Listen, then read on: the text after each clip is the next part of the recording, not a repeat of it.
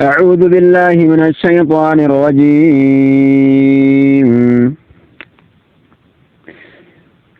وإذ يرفع إبراهيم القواعد من البيت وإسماعيل ربنا تقبل منا إنك أنت السميع العليم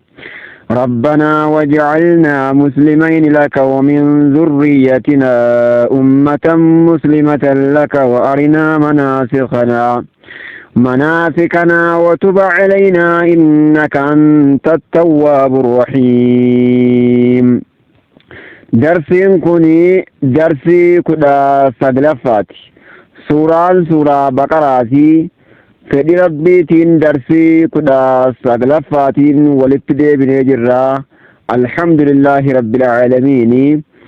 أسكيست ربين واي كعبا جارو نبي الله إبراهيم في إسماعيلين وفدبتشو لابديما. أولا إن أول بيت وضع للناس للذي ببكة ربين زي قرآن في ست دبتو مسجني يوكا من ربي درادتشي في ست إجارمي مكة ننجد بكة فتايسنا بكة جتشون مكة جتشودا القرى جتشون اللي هادو غندا اللي نجد أما بكر جمان كينيا صلى الله عليه وسلم اتدلتي اتقدتيتي أتشبودا إسا عمرين سا شنتمي سدي الرابداني أكاسد دوبا غافة جلقبا كعبات در جارمي إيغسي أمو بيت المقدس جارمي أتشبودا مسجد مديناتي كعبا في بيت المقدس جدو وقا أفرتما جرا جرندوبا كنافي وإذ يرفع إبراهيم القواعد وإذ يرفع المراد من الوقت حكاية القصة رب سينان ويمودا ديما فودو نبي الله إبراهيم يوكاو كاسو نبي الله إبراهيم والكاسم يادت يا محمدو دبدو يادت هايا إبراهيم جنان نبي الله إبراهيم كان ألفود دال القواعد إنان جوغل كعبادا جوغل سانا نسي أكاسد درا جوغل سا ألفود يچودا من البيت إنان جوغل كعبا جنان القواعد من البيت جوغل كعبا كان ألفود وإسماعيل جنان مل إسماعيلينس هايا وإسماعيل جنان إسماعيل لين كان يولفود والجنين يجود دوبا جزء إبراهيمين إجارو إسماعيل المسامو دكا باتيتي اتفداجا أكاسد دوبا غافسن اللين حجر الأسود جبريليتو باتي فدي جان دوبا حجر الأسود نما قراتي يكون در أدي تري بدينا ماتو قراتهم سيجانيا وإسماعيل ربنا تقبل منا يتشاي جراني بر ربنا يا موامري تينيا تقبل منا يا رب نراكي بليان كنا فرّوان كنا ما بوچسو قبدي إسان وجي غاري وجتشا يا رب بجاني صدا ربي تف يا رب نراكي بليان جتشودا نتيار عبادة فريكي يا رب نراكي بلين برباچي سادا عبادة كمينو تانان يو رب نراكي بلي ملي دلغنيداف جنة سينو هندن دينيو يچودا إنك يا ربي أنت السميع العليم أتدقيادا عليم بيكادا جان جلقبا نبي الله إبراهيم أسوك عبان جارين درت مكة سنة ونتك بننسلين انجو دور جچودا نمي تك جراچو هندن ديني غافا كعبان جارمون درتي أما دوري هاتي إسماعيلي هاجرا كجرمتو غافسن مچا دائما باتا مفرتيتي ديمتي إبراهيمين بشان قلقلو نقتي تمرلي فياتيتي كرمكا ديمي كنو دنبي تكبر لكي كاي بكتو كعبا سنبتديه جتشودا أكاسدوبا bakka namni takka hin jirretti gatee biraa dhufnaan ummu Ismaa'iilaa yookaa Haajaraan yaa Ibraahimoo eessatti nu dhiiftaa eessatti nu dhiiftee deemtaa jetteen akkasitti duba rabbitti seenaan dheeraadha rabbittiin isin dhiisee deema jeeni gaafa san keessatti nabiyyallahi Ismaa'iiliin isaa sabiyyi arma luugu yookaan arma hoodhu akkasitti duuba bakka namni takka hin jirretti dhiiseeti garagalee du'aa'ii godhatee rabbi inni askantu min dhurriyyati garii ilmaan tiyyaa kunoo laga makkaa keessan kaaye yaa rabbii akka si gabbaraniif achi kaayee jee duuba akkasitti duuba zamzamaalleen sababii sanaa dhoohee haajaraan bishaan mucaatti qabdu dhabdeeti olii galcinqattee safarraa kaatee safatti ol baatee nama takka dhabdee marwatti ol baatee dhabdee mucaan kiyya du'uutti jira jechuudhaan haala mucaan boo'uun sagalee wayii dhageessee zamzamii jibriiliin hirpha yookaa'u koomee isaatiin lafa dhahee bishaan keessaa dhangala'e akkasitti duba dhayxeetii zamzama kana walitti qabde jechuudha akkasitti osoo haati Ismaa'iiliin guyyaa san ammaaruu baatte laga zamzam kana na duraa yaa'a jettee osoo sin ammaaruu baatte arra zamzam yookaan bishaan zamzam kun laga addunyaarra yaa'u laga guddaa tokko tahaa rabbi siidhaa haa tolu jee ergaan rabbi sallallahu alayhi wa sallama akkasitti duba seenaan dheeraadha san booda jechuudha ummanni jamaa jurhumirraa ta'an tokko haala Ismaa'iiliilleen guddateen dhufanii bira galanii zamzama hayyama haadha Ismaa'iiliitiin zamzam kana dhuguu barbaadanii garuu haqa keessaan qabdanii ittuma fayyadamaa jetteen akkasii warra gandaa ta'anii eega Ismaa'iiliin dardaree akkasitti fuudhee takka fuudhee jiruumirraa intala takka fuudhee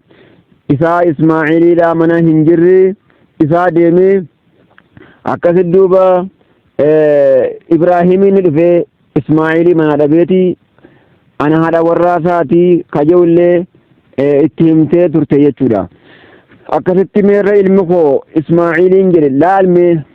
mee nabiyyallaahi Ibraahim obsa isaa ilaal obsa isaa ilaali obsa inni qabu dhiiga sabiyyummaa isaa arma luugu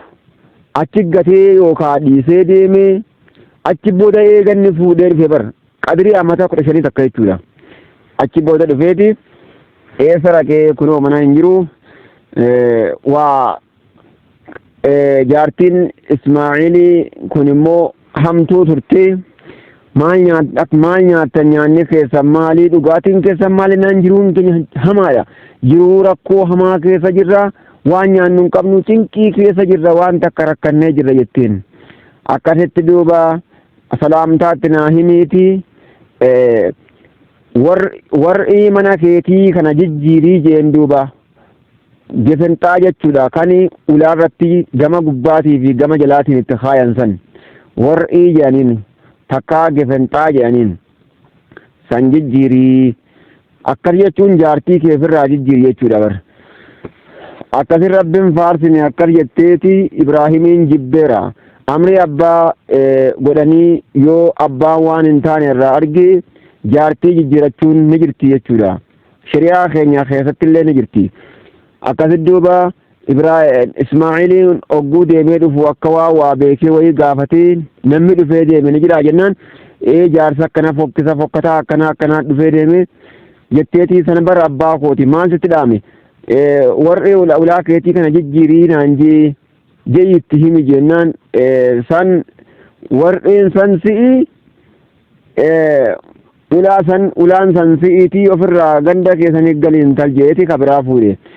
eeganaayis qadrii baatii takkaa tureeti dhufe nabiyyallaahi Ibraahimiin isaa ammaasis mana hin jirre eessa dhaqe waan nyaatan nuu fiduu dhaqe nyaanni keessan dhugaatiin keessan maali jennaanii nyaanni dhugaatiin keenya bishaanii nyaanni keenya foonii jiruu gaarii keessa jirra jiruu bal'oo keessa jira irratti faarsee rabbi galanni haa ga'u jetteen akkasitti duuba salaamtaatti naa himi warri ulaa keetii kana jabeeffadhu ofirraa jabeeffadhu jeen salaamtaan moo itti naa himii jeen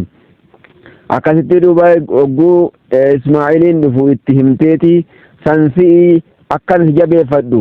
akkanan bareechee qaceellootti si qabadhu na ajajii jedheeti akkasii waliin turanii san booda Ibraahiimin ammaasis ni dhufe isaa xiyya wayii soquu wal dubbisanii wal dhungatanii akkasitti duuba Kaabaa jaarrajeeni na gargaari rabbiin na ajaje bakka kanatti bakka ol fuudhamaa kanatti akkan Kaabaa jaaruu na ajaje na gargaari jedhanii akkasitti Kaabaa waliin jalqabanii jechuudha. Seenaan dheeraadhaa nin gaggabaabsee jechuudha. Akkasitti gaafa san Kaabaan ijaaramee ture jechuudha. Hatta amma zamana keenyaatti haaromfamaa jira. Kaabaan gubateetis deebi'ee Kaabaa rabbii kun gubatee deebi'ee gaafa ergamaan keenya dhaloota ergamaa rabbiitiin duratti illeen ijaaramee jira jechuudha duuba. Haaya zamana san jechuudha. Bi-500 osoo ergamaan hin dhalatin illeen ijaaramee ture Kaabaan jechuudha. Akkasitti duuba gaafa jalqabaa ergamaan dhalatee guddatu akkasitti Kaabaa kanatti ijaaruu yaadanii akkasii jechuudha. Dogoggora ogguu umriin ergamaa rabbiidhaa 35 ga'u jechuudha. Umriin ergamaa 35 ga'u ijaaranii Kaabaa kana ijaaranii turan jechuudha. Ulaasaa ol fuudhanii akka namaa irraa gakkuffisaniif ol fuudhanii ijaaranii turanii ergamaalleen akka isaanitti ijaaran kana booddee gaabbee ture jechuudha. Akkasi gaabbee akka ergamaan itti fedhe san ta'uu didee san booda eenyu Zubeer ilma Abdallaa ilma Zubeeriitu akkasitti ijaare jechuudha duuba. San booda akka ergamaan yaade sanitti akkasitti duuba san booda zamana hajjaajiilleen diigamee ture achi boodallee gubatee ture jechuudha. Rabbanaa waja'alnaa muslimayni laka yaa rabbii amrii kee jala butamoo lamaan yaa rabbi nu godhi jedhan wamin zurriyyatinaa garii ilmaan keenyaarraallee godhii ummatan muslimatan laka jama'aa jechuudha. Rabbi jala butame yaa rabbi nu godhi jedhan wa arinaa manaasikana dalagaa hajjii keenyaa yaa rabbi nu garsiisi jedhan. Dalagaa hajjiin beekanii bar Kaabaa ijaaran malee. Akkasitti booda Jibriiliin dhufee barsiisee asitti Kaabaa xawaa fi asitti dhagaa darbii dalagaa waan irra hojjetamaa jiru kana hunda Jibriiliin bira dhaabbatee agarsiise. Ibliisiin immoo dalagaa hajjiin tanii itti naquudhaaf bakki inni hin dhaqin hin jiru. Ibraahimii bira dhaabbateeti dadhabeeti akkasitti dhiisee Jibriiliin barsiiseeti deemee irra hojii san hojjetuutti jirra jechuudha. وتب علينا يا رب توبان راكبلي إنك أتي يا ربي أنت التواب الرحيم كتوبان من راكبلو كنماتلو ربنا وبعث فيهم يا رب ور مكة كيست إرجي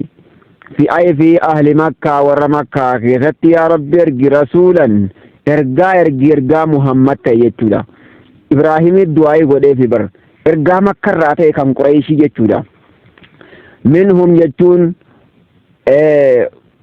إسان مرة يا رب يرجي يتلو عليهم آياتك آيات قرآن كيتي كرت كرو ويعلمهم الكتاب قرآن اللي كيسان برسيسو والحكمة حديث اللي ويذكيهم كيسان قل ليس إنك أتي يا رب أنت العزيز أتجبى الحكيم وقما كيف تجبى يا رب يتيان ومن يرغب عن ملة إبراهيم إلا من سفه نفسه ولقد اصطفيناه في الدنيا وإنه في الآخرة لمن الصالحين ومن يرغب أن يجب بل في قرقل يا ربين عن ملة إبراهيم كرى نبي الله إبراهيم الرّ إلا من سفه نفسه نملبو إساق ومسملي جدوبا هايا ولقد اصطفيناه والله نبي الله إبراهيم كان فلن مرن في الدنيا دنيا خيست يجل مليس مرن إسا فلن بالنبوة نبي مالان هايا وإنه أمو نبي إبراهيم في الآخرة آخرات لمن الصالحين والرقاري حجة الرايتها هايا ربين جالتي جاللو قدتي اتخذ الله إبراهيم خليلا ربي نبي الله إبراهيم جعل الله قدتي إذ قال له المراد إذ قدود إذ قال له أقوي سانجوسا رب إذ قال له ربه أسلم أقوي سانجوسا ربي نسفلتي بر أسلم نجل بوتمجين قال أسلمت بوتمجي لرب العالمين رب موتي الدنيا آخرات جل بوتمجي دوبا وفي الرقران قال لي بر ووصى بها نبي الله إبراهيم ندام إسلمنا كنا بنيه المان سات تدامي ويعقوب اللي ندامي يا بني يا المانكو إن الله اصطفى لكم الدين ربنا من تي إسلاما كان إسني فلتي فلا تموتن دوت إذن سردين إذن التندفين جنبر إذن سردين آية إلا وأنتم مسلمون حال رب جل بتمتنين ملي هايا أم كنتم شهداء إذ حضر يعقوب الموت ور يعقوبين يهودا تكا نصارى يوفي آيانكني بويبر أم كنتم شهداء اسم برجرتني إذ حضر يعقوب الموت وقو نبي الله يعقوب تدو تدفتو إذ قال وقسما كان يجري لبنيه المانسات ما تعبدون من بعد نبودا مال قبر وجرات يا المانتوجين قالوا نعبد إلهك قبر ماكي قبر يا رب يا إسحاق جانين بر يا يعقوب جانين إلهك جناني ilma yaqub eenyu faala dhiiro yuusufi baybar binyamin faybar haya إذ قال لبنيه ما إلهك وإله آبائك ربي أبو وانكيتي إبراهيم ربي إبراهيم إسماعيل إسحاقي إلها واحدا قبر ما تكو خطا إلال نبي وان ريفو دبني كن ربي تكو قبني بر ربي لما من سديمتي تكو إلها واحدا ربي تكو حالتين لال ونحن نتله مسلمون ربي جلب تمودا جدنين تلك جنانا ملي تلك جتون نبي وانسنجي أمة جنان دريدا قد خلت لها قد سيد أبدبرتي ما كسبت جزاء وان دلقتي نبي وتسنيب ولكم جدوبا إثني يا أمتنا أمتنا بمحمد ما كسبتم وان شراكتن جزاء وان شراكتني سنيجرا ولا تسألون هنغافتمتن عما كانوا يعملون أي آباؤكم همتو أبو وانكي سندلقة نرى هنغافتمتني الله سبحانه وتعالى أعلم.